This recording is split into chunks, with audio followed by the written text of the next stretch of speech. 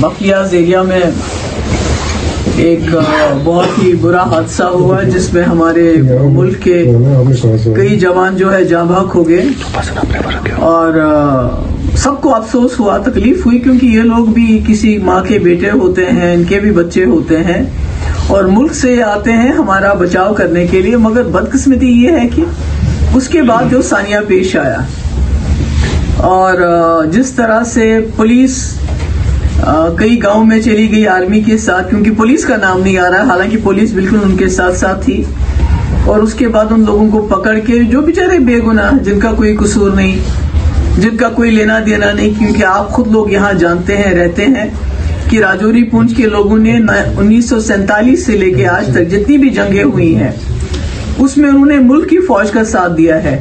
ان کو پکڑا, ان کو مارا, ان کو پیٹا, ان کو بجلی کے کرنٹ دیے گئے, یہاں تک کہ ایک کے جسم کے اتنے وہ اس کو ٹانکوں سے پھر جوڑ دیا تھا, کیونکہ اس کے فادر نے پھر بتایا کہ میں اس کو گلے لگانا چاہتا تھا پر وہ اس کا جسم بالکل الگ الگ حصوں میں بٹا ہوا تھا. اور نہ صرف اتنا پیٹا اور مارا بلکہ ایک تو لگتا تھا بالکل وہ ڈیڈ باڈی ہے جب اس کے جسم میں نمک اور مرچی ڈال رہے تھے. اور اس کو ویڈیو کو وائرل بھی کیا کہ ایک دہشت پھیلایا جائے پورے علاقے میں کہ ہم آپ کے ساتھ کیا کیا کر سکتے ہیں. اور اس میں خالی آرمی نہیں, جو ایس او جی کے لوگ ہیں وہ بھی ملوث تھے, کیونکہ راجوری کے ہسپتال میں جو لوگ ایڈمٹ ہیں ان کا یہ کہنا ہے کہ آرمی سے زیادہ وہاں پر ان کو ایس او جی کے لوگوں نے مارا, پولیس کے لوگوں نے مارا اور یہاں آرمی نے مارا. تو اتنا سب کچھ ہو گیا اتنے وفادار لوگوں کے ساتھ جو ہمارے آرمی کے ساتھ ساتھ ہمارے جو بارڈرز ہیں ان کی رکھوالی کرتے ہیں. اور اس کے بعد آپ کے ایئر چیف آ گئے, یہاں آرمی کے چیف آ گئے, ڈیفنس منسٹر آ گئے. تو یہاں آنے کے باوجود کیا اس کے بعد کیا ہوا؟ ایف آئی آر درج ہوئی, ایف آئی آر درج ہوگی نامعلوم, اننون کیوں ہے؟ ویڈیو میں تو آپ کو سب نظر آتا ہے کون لوگ مار رہے ہیں, کون لوگ پیٹ رہے ہیں, اور یہ بھی گاؤں کے لوگ جو ہیں ان کو معلوم ہے تمام ان پولیس والوں کے نام جو وہاں اس گاؤں میں چلے گئے آرمی کے ساتھ, ان آرمی والوں کو وہ پہچانتے ہیں. تو اننون کیسے ہو گیا؟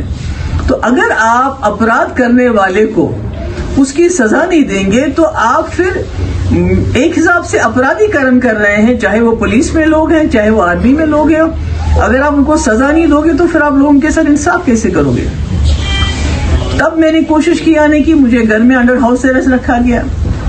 پرسوں مجھے رات کو بتایا گیا آپ جا سکتی ہیں, کیونکہ پہلے بی جے پی کے جو پریزیڈنٹ ہے رویندر رینا جی چلے گئے, اس کے بعد نیشنل کانفرنس کی لیڈرشپ آئی وہ بھی چلی گئی, اس کے بعد مجھے بتایا گیا آپ بھی جا سکتی ہیں. اور جب ہم بفلیاز پہنچے تو بولا اب آپ نہیں جا سکتی ہیں. تو مجھے سمجھ نہیں آیا کہ یہ کیا چھپا رہے ہیں, کیونکہ جو ہمارے پاس رپورٹس ہیں وہ یہ ہے کہ نہ صرف انہوں نے وہاں سے لوگوں کو اٹھا کے بے دردی سے مار پیٹ کے ان کو قتل کر دیا, بلکہ جو وہاں جو عورتیں تھیں, جو بچیاں تھیں, جب انہوں نے ان کے سامنے ترلے کیے کہ ہمارے لوگوں کو چھوڑ دو تو ان کو بھی ان کے ساتھ بڑی بدسلوکی کی, ان کے ساتھ بڑی بدتمیزی سے پیش آئے, ان کو دھمکایا کہ اگر آپ لوگ پیچھے نہیں ہٹو گے, اگر آپ اسی طرح ہمارے پیچھے آتی رہو گی ان کو واپس لینے کے لیے تو ہم آپ کے بھی کپڑے اتار دیں گے اور آپ کا بھی وہی حال کر دیں گے جو ہم نے آپ کے مردوں کا کیا ہے. تو ایسا لگتا ہے وہاں ہمیں نہ جانے دینا, اس طرح روک دینا جیسے کوئی ملیٹنٹ کو پکڑنے والے ہوتے ہیں. اتنی فوج انہوں نے لائی, کنڈے والی تاریں لائی, لیڈیز فوج لائی روکنے کے لیے. تو ہم تو کوئی باہر سے آئے, ہم تو کوئی چین سے نہیں آئے ہوئے ہیں, ہم تو کوئی پاکستان سے آئے ہوئے لوگ نہیں ہیں, ہم تو اپنے لوگوں کے بیچ میں اور اپنے لوگوں کے پاس جانا چاہتے ہیں. تو ہمیں روکا کیوں گیا؟ تو ہمیں جو انفارمیشن وہاں مل رہی ہے کہ انہوں نے وہاں اتنی زیادتی کی ہے, اس زیادتی کو چھپانے کے لیے یہ نہیں چاہتے ہیں کہ محبوبہ مفتی وہاں چلی جائے اور وہ جو عورتیں ہماری بچیاں ہیں وہ اپنی دل کا حال ہمیں سنائیں, ہمیں بتائیں. اس کے بعد ہم واپس آئے, میں نے دیا پروگرام آج جانے کا, میں نے راجوری ہسپتال جانا تھا کیونکہ وہاں بھی کئی لوگ زخمی ہیں, ان کو دیکھنے کے لیے. اس کے بعد مجھے جانا تھا شادرہ شریف سے میں بنگائی جانا چاہتی تھی جس گاؤں کے لوگ انہوں نے پک اپ کیے. تو مجھے بتایا گیا کہ راستے میں کارڈن سرچ آپریشن چل رہا ہے راجوری کے, اور جو وہاں سے تھنا منڈی راستہ جاتا ہے وہاں بھی کارڈن سرچ آپریشن. اب مجھے سمجھ نہیں آتا ہے یہ کیا چھپانا چاہتے ہیں. دوسرا میں سنن کوٹ کے ہسپتال میں گئی, وہاں کوئی 8 لوگ ہیں, सरकार की तरफ से उनको कोई मदद नहीं हुई अभी तक। 4 लोग उसमें जो आपका सुरनकोट में आर्मी का अस्पताल है उन्होंने रखे हुए, मुझे समझ नहीं आते। मैंने कोशिश की मैं वहां जाऊं, मुझे वहां जाने की इजाजत नहीं दी गई क्योंकि उनके घर वाले बहुत परेशान है, घर वालों को आने नहीं देते। हमें मालूम नहीं वो जिंदा है मुर्दा है क्या है। उनको सीधे अस्पताल में क्यों नहीं भेजते, गवर्नमेंट हॉस्पिटल में क्यों नहीं भेजते, आर्मी उनको अपने अस्पताल में क्यों रखा हुआ है। तो इससे कई शक और शुबात दिमाग में आते हैं। मैंने पहले भी बोला है, डिफेंस मिनिस्टर साहब आए, आर्मी चीफ आए, और उसके बाद जो FIR लगी वो भी सीधे नहीं लगी, वो भी मुल्जिमों के नाम नहीं लगी, अननोन के नाम लगी।